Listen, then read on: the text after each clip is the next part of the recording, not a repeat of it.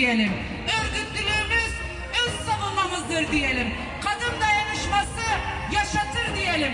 Sokaklarda, alanlarda, meydanlarda, iş yerleri de, evler de bizim diyelim.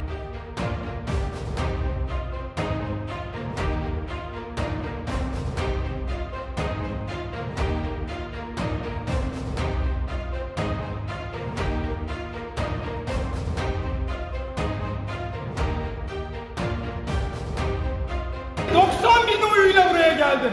Anamın ak sütü gibi bileğimin hakkıyla kazanarak buraya geldim. Partimi bir milletvekiliyim ve hiçbir yere de gitmiyorum. Trakiye gelen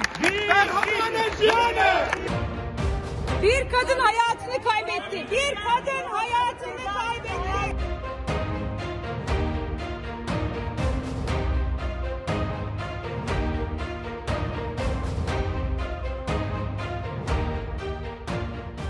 Benim dilim X, Kürtçe X. Alevi olarak kapıma X işareti konuyor.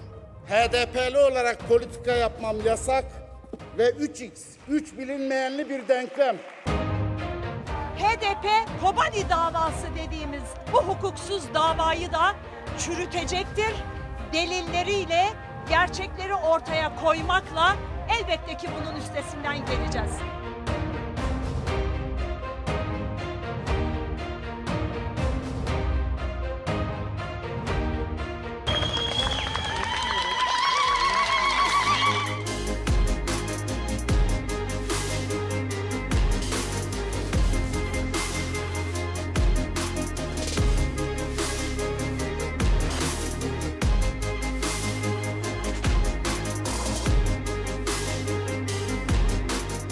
Göreceksiniz sevgili yoldaşlarım, göreceksiniz.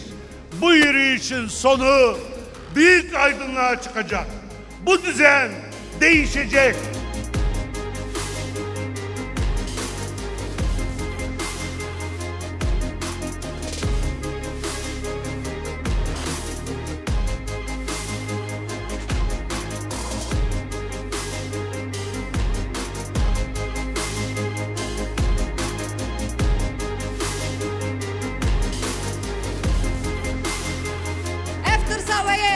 اونی بچن هدف پدی هدف وی آزادی وی سرکفتنی بی نوی ولاتی اون تک دچن امتن